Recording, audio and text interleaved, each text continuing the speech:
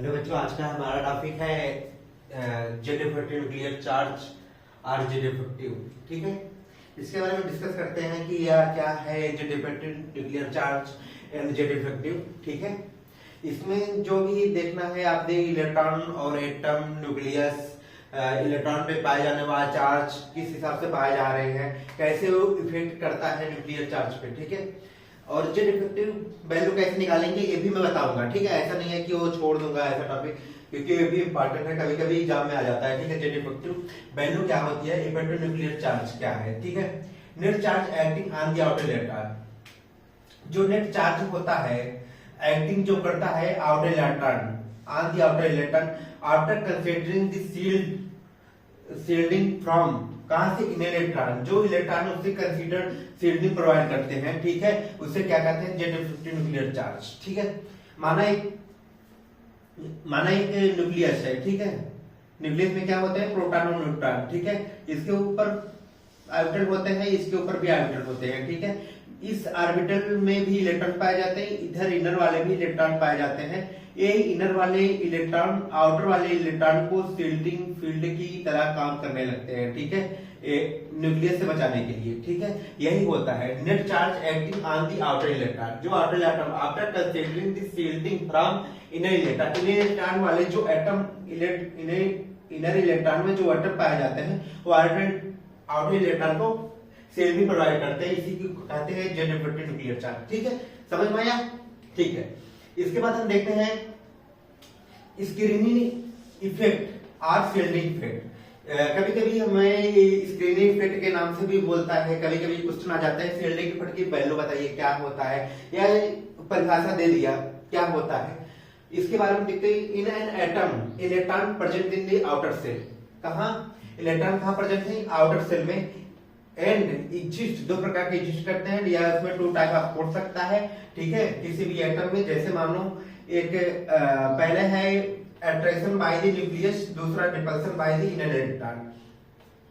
जैसे मानो मैंने क्या बोला था अभी, यहाँ पर इसको मिटाते हैं। ठीक है, और जैसे मानिए क्या है, न्यूक्लियस है, न्यूक्लियस में क्या है, प्रोटॉन और न्यूट्रॉन। ठीक है, न्यूट्रॉन की चारों तरफ, न्यूक्लियस के चारों तरफ ऑर्बिटल पाए जाते हैं, किसमें, जिसमें इलेक्ट्रॉन पाए जाते हैं। ठीक है, एक ऊपर आउटर में भी इलेक्ट्रॉन पाए जाते हैं, इनर में भी इलेक्ट्रॉन पाए जाते हैं। ठीक है, एटम देखो, atom electron present in an atom electron present in outer shell, और वो जो सेल जो इलेक्ट्रॉन प्रेजेंट होते हैं आउटर सेल में, वो टू टाइप के फोर्स प्रोवाइड करते हैं। पहले attraction by the nucleus, nucleus जो होता है हमेशा उस इलेक्ट्रॉन को अट्रैक्ट करने का काम करता है, मतलब न्यूक्लियस हमेशा क्या करता है, उसको बांधे रखता है। ठीक है, और दूसरा repulsion by the inner electron, और जो इनर वाले इलेक्ट्रॉन है, ये वाले इलेक्ट्रॉन जो होता है इस वाले इलेक्ट्रॉन को रिपल्सन प्रोवाइड करता है। ठीक है, याद रखिएगा, two type force, inner attraction by the nucleus, दूसरा repulsion by the inner electron.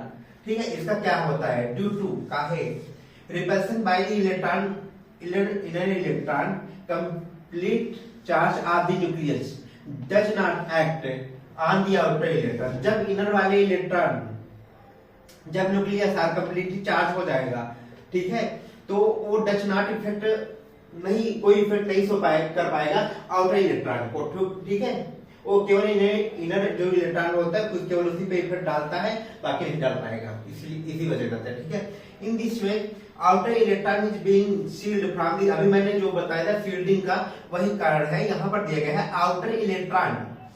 ठीक है, is being shield from the charge of the nucleus, a nucleus से चार्ज से बच जाता है। कैसे, the tendency of inner electron to protest the outer electron, जो इनर वाले इलेक्ट्रॉन होते हैं वो आउटर वाले इलेक्ट्रॉन को प्रोटेस्ट प्रोवाइड कर देते हैं। The charge of nucleus is called shielding effect, जिसे हम शील्डिंग इफेक्ट कहते हैं। जैसे आपको एक मैं कहानी बताऊं, जो मानिए न्यूक्लियस क्या है, माँ है। ठीक है, ये माँ है, तो आउटर जो इलेक्ट्रॉन होते हैं उसके बच्चे हैं मानिए। ठीक है, हमेशा जो माँ होती है दोनों बच्चों से सेम टू सेम लगाव रखती है। ठीक है,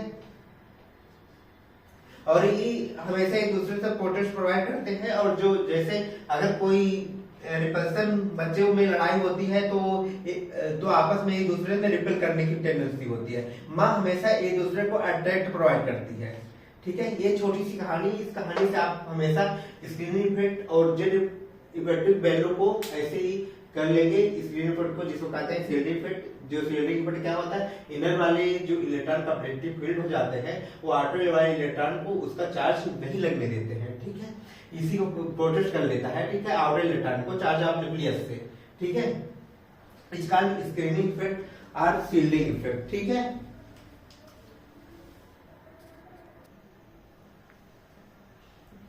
हाँ बच्चों, आपने इफेक्टिव न्यूक्लियर चार्ज और स्क्रीनिंग इफेक्ट दोनों देख चुके हैं। ठीक है, अब हमारा अगला टॉपिक है इफेक्टिव शील्डिंग। इफेक्टिव शील्डिंग कैसा है और क्या दिखाता है। तो जैसे इसमें आता है स्टार्क शील्डिंग इफेक्ट, कौन दिखा रहा है, एस ऑर्बिटल। पूरा शील्डिंग इफेक्ट दिखाता है हमारा एफ ऑर्बिटल। ठीक है, अब एफ ऑर्बिटल क्यों दिखा रहा है, आइए हम उसके पीछे का रीजन भी जान जाएंगे। क्या रीजन है उसका, जेड इफेक्टिव वैल्यू कैसे हम देख रहे हैं। ठीक है, इफेक्टिव शील्डिंग इफेक्ट जो होता है, जैसे मानिए कोई हमारा क्या है न्यूक्लियस। ठीक है, न्यूक्लियस में क्या है, प्रोटॉन और न्यूट्रॉन। आप ये याद रखते रहिएगा, जो जो हम बोल रहे हैं वो शब्द कहीं ना कहीं क्वेश्चन बन रहे हैं। ठीक है, इस बात को याद रखना। जैसे हमारा ये है न्यूक्लियस, न्यूक्लियस के चारों तरफ क्या है, ऑर्बिटल। ठीक है, और ऑर्बिटल में क्या पाया जाता है, इलेक्ट्रॉन। ये इनर ऑर्बिटल हो गया, ये आउटर ऑर्बिटल हो गया। जैसे इसके बाहर भी होगा तो ये आउटर हो गया, ये दोनों इनर हो गए। इसके बाहर जो होंगे वो आउटर हो गए, ये तीनों इनर हो जाएंगे। ठीक है, ऐसे इस हिसाब से क्या होता है, जैसे जो हमारा मानिए यस ऑर्बिटल, जो यस ऑर्बिटल हुआ है वो न्यूक्लियस के बहुत पास है। जो ऑर्बिटल दूसरा होता है इसमें यस के ऑर्बिटल भी होंगे, पी के ऑर्बिटल भी होंगे। ठीक है, ये उससे दूर है। ठीक है, और फिर ये वाला तीसरा है इससे दूर है, और चौथा वाला इससे भी दूर है।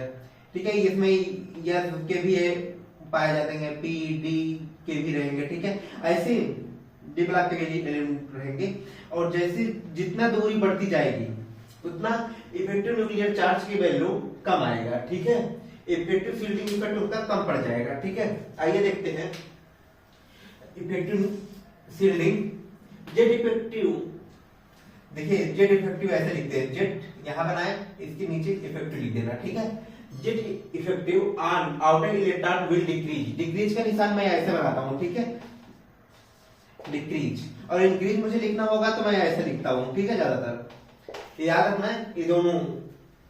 ठीक है, डिक्रीज है, ये इंक्रीज है। ठीक है, Z effective value on outer electron will decrease. जैसे हमारा जेड इफेक्टिव वैल्यू हमारा आउटर इलेक्ट्रॉन की तरफ जाएगा, बाहरी वाले और तरफ जाएगा जेड इफेक्टिव वैल्यू, ऐसे वैसे डिक्रीज कर जाएगा। ठीक है, इसीलिए हम बोल रहे थे यहाँ पर हमारा जेड इफेक्टिव वैल्यू ज्यादा रहेगा, इससे कम यहाँ होगा, इससे भी कम यहाँ होगा, सबसे कम यहाँ पर होगा। ठीक है, समझ आई मेरी बात।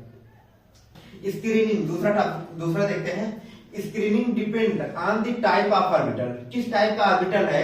ठीक है, in which inner electron are present. Inner में इलेक्ट्रॉन प्रेजेंट है कि नहीं उस पर भी डिपेंड करेगा। ठीक है, दूसरे और उसको कैसे शॉर्टेड फॉर्म में याद रखिएगा। Shielding power of the orbital directly proportional 1 by distance from the nucleus. अगर इसकी value shielding effect of the power बढ़ा तो ठीक है, इसकी वैल्यू कम होगी। ये वैल्यू जब कम होगी तो इसकी वैल्यू बढ़ी जाएगी। ये इन्वर्सली प्रोपोर्शनल है, याद रखिएगा। 1 बाई के हिसाब से 1 बटे, जिसे आप 1 बटे कहते हैं। ठीक है, 1 बाई। ठीक है, जैसे यह ऑर्बिटल मैंने बोला था ये न्यूक्लियस के पास में पाया जाएगा, और P उससे दूर, D उससे दूर या उससे दूर। अगर मैं बोलूं किसमें हमारा पुअर शील्डिंग इफेक्ट आएगा, इसमें पुअर शील्डिंग इफेक्ट होगा। पुअर शील्डिंग इफेक्ट शो करेगा। ठीक है, सबसे ज्यादा पुअर शील्डिंग इफेक्ट अगर कोई शो करेगा, यफ करेगा, यफ वाला ऑर्बिटल सबसे स्ट्रॉन्ग शील्डिंग इफेक्ट करेगा, तो यस ऑर्बिटल करेगा स्ट्रॉन्ग शील्डिंग इफेक्ट।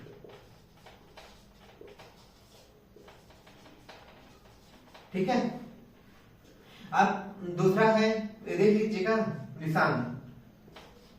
सबसे ज्यादा ये डायरेक्शन बताती है, ये ज्यादा सबसे ज्यादा कर रहा है, ठीक है, पुअर फील्डिंग इफेक्ट, सबसे कम पुअर फील्डिंग इफेक्ट इसका होगा, ठीक है। और जेड इफेक्टिव वैल्यू कैसे निकालते हैं, जेड माइनस सिग्मा, सिग्मा क्या है, स्टेलर कांस्टेंट, और जेड क्या है आपको मैंने बताया था एटॉमिक नंबर, ठीक है। इस प्रकार से हम पुअर फील्डिंग इफेक्ट देख लेंगे, ठीक है। फिर से एक बार देख लीजिए, shielding power of the orbital कैसे निकाल लेंगे, जैसे हमारा आउटर के ऑर्बिटल हमारी जैसे दूरियां बढ़ती जाती हैं दोस्तों के बीच में, उनसे हम बातचीत थोड़ा कम कर देते हैं, ठीक है। और फिर जो कोई हमारा दोस्त पास में रहता है उससे बराबर फोन करके पूछते रहते हैं, हाँ यार दोस्त कहाँ पर हो, ठीक है। वही इसमें सेम टू सेम वही जान लीजिए यार, जैसे मम्मी अपने छोटे बच्चों से प्यार करती है बहुत ज्यादा, ठीक है, वो अपने पास जितने ऑर्बिटल हो गए, ऐसा ऑर्बिटल सबसे छोटा होगा इसलिए वो पास में रखती है, ठीक है, और उसका पुअर फील्डिंग इफेक्ट सबसे ज्यादा होगा, ठीक है। उससे जो दूर है कम धीरे और उससे कम, ठीक है। याद रखिए, मानिए एक मम्मी पापा के पास 4 बेटे हैं, जो उसमें सबसे बड़ा है वो पहले कमाने चला जाता है दूसरे देश, ठीक है, तो उसमें जो इफेक्टिव वैल्यू होगी उसमें सबसे कम होगी, जो उससे छोटा है उसके बड़े के हिसाब से उस पर ज्यादा लगेगा, फिर जो सबसे लेकिन जो छोटा होगा उससे वो तो मम्मी पापा पास रहेगा ना, उसकी पुअर फील्डिंग इफेक्ट ज्यादा रहेगी वहां पे, ठीक है। इसको देख लीजिएगा, fielding power of the orbital inversely proportional distance from the nucleus, ठीक है। जैसे न्यूक्लियस की वैल्यू अगर कम होगी, जैसे न्यूक्लियस से डिस्टेंस कम होगा, पुअर फील्डिंग इफेक्ट हमेशा बढ़ जाएगा। और इसका जो ये है, ये देख लीजिए poor fielding effect, Z effective value कैसे निकालेंगे, जेड माइनस सिग्मा, इस हिसाब से निकाल दीजिएगा, ठीक है। हाँ दोस्तों, मैंने आप देख लिया था जेड इफेक्टिव न्यूक्लियर चार्ज, और इसमें मैंने आपको स्क्रीन इफेक्ट बता चुका हूँ, ठीक है। पुअर शील्डिंग इफेक्ट और स्ट्रॉन्ग शील्डिंग इफेक्ट ये भी बता दिया था। शील्डिंग इफेक्ट हमेशा किस पे डिपेंड करती थी, डिस्टेंस पे, इनवर्सली प्रोपोर्शनल था, ठीक है। और जो शील्डिंग इफेक्ट था वो याद रखिएगा, जैसे अगर दूरियां बढ़ती हैं, इस चीज में मैंने ये भी बताया था कैसे किस हिसाब से घट रहा है, ठीक है, और नजदीकियां बढ़ती हैं तो शील्डिंग इफेक्ट भी स्ट्रॉन्ग हो जाएगा, ठीक है। और दूरियां बढ़ने पर क्या होता था, जब दूरियां बढ़ जाती है किसी सब में और फिर पुअर फील्डिंग इफेक्ट आ जाती है, ये सही है, ठीक है। वो इनवर्सली प्रोपोर्शनल था शील्डिंग इफेक्ट, इनवर्सली प्रोपोर्शनल था डिस्टेंस के, ठीक है। याद रखिएगा जो मैं लिख रहा हूं यही सही है, ठीक है। डिस्टेंस अगर हमारे रीच हो गया, पुअर शील्डिंग इफेक्ट कम हो जाएगा, ठीक है। अगर डिस्टेंस हमारा कम है तो शील्डिंग इफेक्ट इंक्रीज रहेगा, ठीक है। अब हमारा अगला टॉपिक है पीरियोडिक प्रॉपर्टीज। पीरियोडिक प्रॉपर्टीज, अब यहाँ से हम देखेंगे एटॉमिक रेडियस क्या है, उसके बाद एटॉमिक रेडियस में जैसे कोवेलेंट रेडियस, मेटालिक रेडियस, वान डेर वाल्स रेडियस, ठीक है। आइए देखते हैं एटॉमिक रेडियस क्या है। ये क्या होता है कि एटॉमिक रेडियस, सबसे पहला पॉइंट याद रखिएगा, रेडियस ऑफ एटम, किसी भी एटम का उसका रेडियस, ठीक है। और ये क्या होता है, देखिए, distance of outer most shell from the nucleus of an isolated atom, कोई भी आइसोलेटेड एटम होगा, ठीक है, जैसे नियॉन हो गया, कोबाल्ट हो गया, मैग्नीशियम हो गया, ठीक है, सोडियम हो गया, हाइड्रोजन हो गया, लिथियम हो गया, बेरिलियम हो गया, ठीक है, बोरान, कार्बन, जो भी जितने भी एलिमेंट हो गए, distance of the outer most shell, उसका outer most shell from the, कहां से, न्यूक्लियस से। जो न्यूक्लियस में मैंने क्या बोला था, प्रोटॉन और न्यूट्रॉन होते हैं। अब जैसे ये न्यूक्लियस से मानिए ये आउटर इलेक्ट्रॉन है, ठीक है, आउटर इलेक्ट्रॉन ये सब है, तो ये जो इसमें डिस्टेंस हम कहां से मेजर करते हैं, न्यूक्लियस से, कहां से, आउटर मोस्ट सेल, ये हमारा लास्ट वाला सेल है, ठीक है। यहां तक डिस्टेंस हम मेजर करेंगे, यही होता है हमारा रेडियस ऑफ एटम, ठीक है, समझ पाए। देखिए, distance of the outer most shell from the nucleus in an isolated atom, since it is very difficult to obtain from isolated state. ये आइसोलेटेड स्टेट में बहुत डिफिकल्ट से मापते हैं, डिफिकल्टी होती है। The distance can not be measure experimentally, याद रखिएगा, एक्सपेरिमेंटली के हिसाब से नहीं मेजर कर पाते हैं, ठीक है। इसमें कितने टाइप होते हैं एटॉमिक रेडियस, 3 टाइप के, covalent radius, metallic radius and van der Waals radius, ठीक है। कोवेलेंट रेडियस क्या होता है, बताऊंगा मैं कि कहां पर पाया जाता है, पहले याद रखिएगा आप हर जगह से एग्जाम्पल के रूप में, ये नॉन मेटल में पाया जाता है। ठीक है, आपको मैंने ये बता दिया है पी ऑर्बिटल में ज्यादातर नॉन मेटल पाए जाते हैं। ठीक है, पी नहीं, पी ब्लॉक वाले में, पी ब्लॉक में ज्यादातर नॉन मेटल पाए जाते हैं। ठीक है, और मेटल किस में पाया जाता है, मैंने बोला था जैसे शुरुआत में यस ब्लॉक में बोला था, यस का फर्स्ट ए और सेकेंड ए, इसको बोला था मैंने एल्कली मेटल, दूसरा का था एल्कलाइन अर्थ मेटल। ठीक है, ये दोनों मेटल हैं, और भी मेटल पाए जाते हैं। ठीक है, वान डेर वाल्स रेडियस कहां पाया जाता है, noble gases and non metals में। ठीक है, नोबल गैसेस क्या होता है, वह गैसेस जो किसी से क्रिया ना करती हो। ठीक है, हाँ दोस्तों, मेरा अगला हेडिंग है कोवेलेंट रेडियाई। मैंने बता दिया था कोवेलेंट रेडियाई कहां पर पाया जाता है, नॉन मेटल में। मेटली रेडियाई कहां पाया जाता है, मेटल में। ठीक है, और van der Waals radii noble gases और नॉन मेटल में पाया जाता है। ठीक है, आइए कोवेलेंट रेडियस देखते हैं। कोवेलेंट रेडियस कहां पाया जाता है, नॉन मेटल में। ठीक है, कोवेलेंट बॉन्डेड एलिमेंट। ठीक है, it can be defined as half of the internuclear distance. मानता हूं कोई दो एलिमेंट है, ये दो मेरे एलिमेंट है, इन दोनों के हाफ, जो ये न्यूक्लियस है, मानता हूं ये भी न्यूक्लियस है।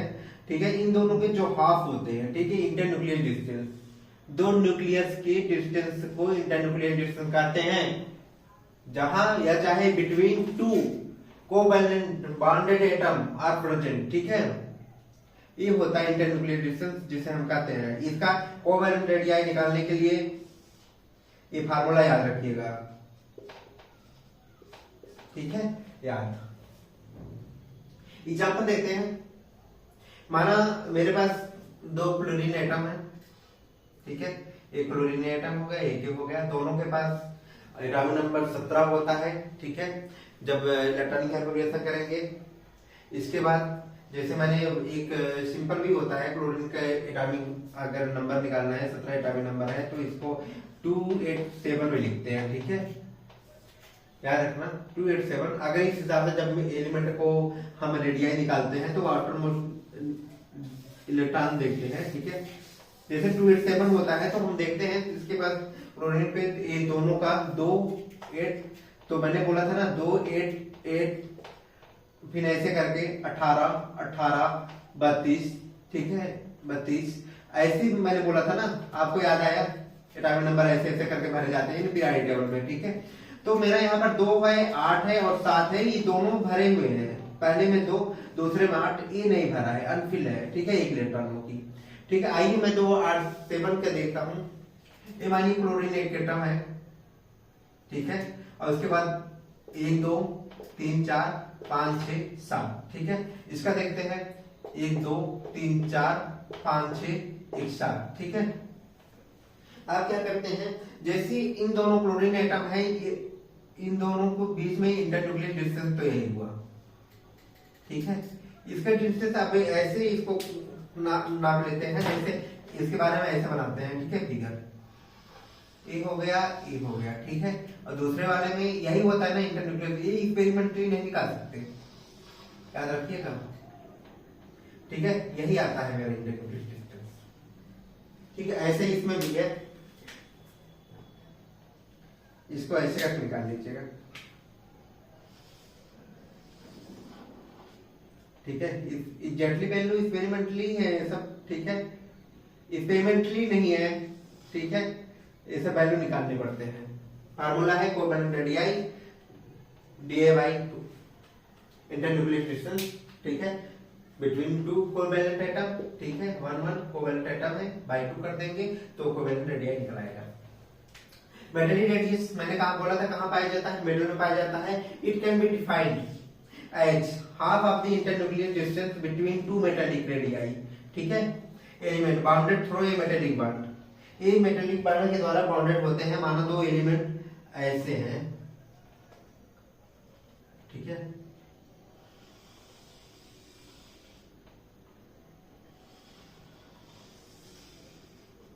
ठीक है, एक मेटालिक बॉन्ड है, ऐसे पाए जाते हैं, ठीक है। मेटल बॉन्ड याद रखिए। कोवेलेंट रेडियाई कैसे निकालते हैं, क्लोरीन में ऐसा है, ठीक है। इंटरन्यूक्लियर डिस्टेंस इससे अप्रोच करते हैं, ठीक है।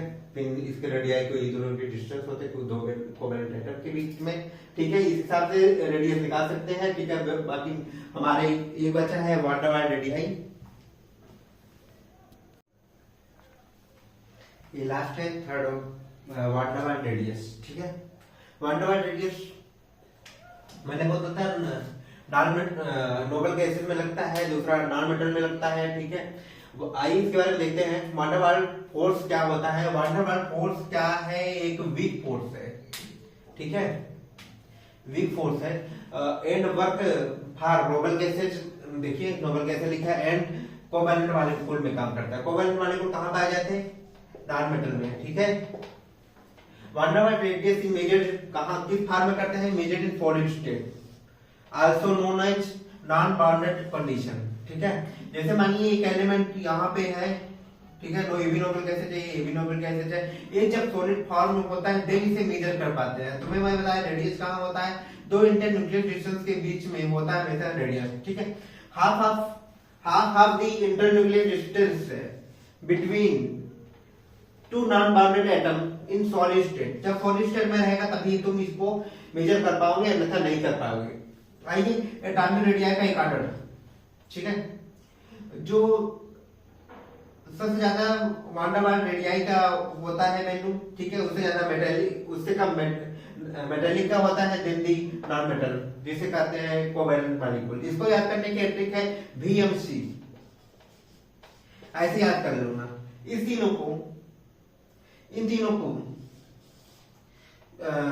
वान डेर वाल्स और मेटेलिक के कोवैलेंट रेडियाई को आपस में बोलते हैं एटॉमिक रेडियाई।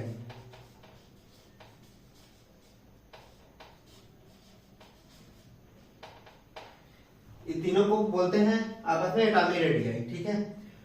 यही देख लीजिए, नॉन मेटल में पाया जाता है, वेक फोर्स होता है, नोबल गैसेज या नॉन मेटल में होते हैं, ठीक है। दूसरा जब हम इसको तब मेजर कर पाते हैं जब सॉलिड फॉर्म में होता है, ठीक है। कैसे दो इंटरन्यूक्लियस जब हाफ डिस्टेंस में दोनों होते हैं देन तब हम मेजर करते हैं non atom in solid state में। एटॉमिक रेडियाई को कैसे याद करोगे, किसकी एटॉमिक रेडियाई सबसे ज्यादा होगी, van der Waals, then metallic, then covalent का, ठीक है। अगर इसकी जैसे अगर ऐसा दे दिया कि ये वान डेर वाल्स रेडियाई ये दिया है, ये कोवैलेंट दिया है, ठीक है, अगर ऐसा दे दिए तो ऐसे निकाल लोगे।